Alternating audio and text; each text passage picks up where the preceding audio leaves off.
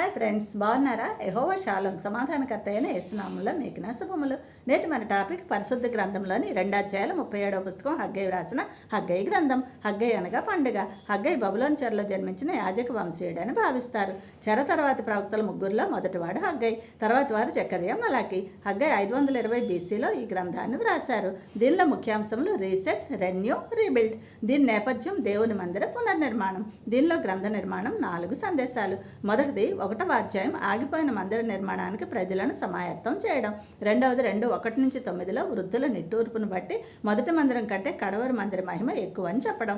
2:10-19లో విధేయత వల్ల ఆశీర్వాదాలు పొందెదరని. 4 అంతిమ సందేశం. 2:20-23లో జెరుబ్బాబెలును సిగ్నెట్ రింగ్గా చేస్తానని, మందిరంకు ఫౌండేషన్ స్టోన్ వేసిన ఆ చేతులే ఫినిషింగ్ స్టోన్ వేస్తాయని దేవుని వాగ్దానం. దీనిలో ముఖ్య వచనాలు 1-4. దేవుని మందిరం పాడై ఉండగా మీరు సరంబి వేసిన ఎండ్లలో నివసించుటకు ఇది సమయమా అని.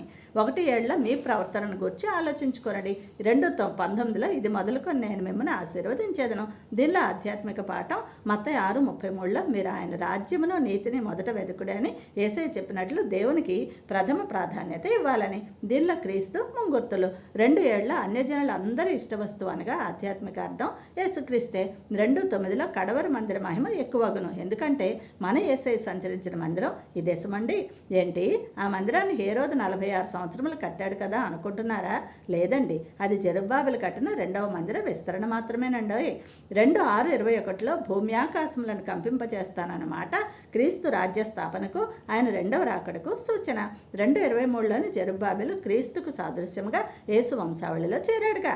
ఫ్రెండ్, నీ దేహమే దేవుని ఆలయమని గ్రహించి పవిత్రంగా కట్టుకుంటున్నావా? నేటి ప్రశ్న, జెరుబ్బాబెలు ఎవరి కుమారుడు? Thank you. God bless you all.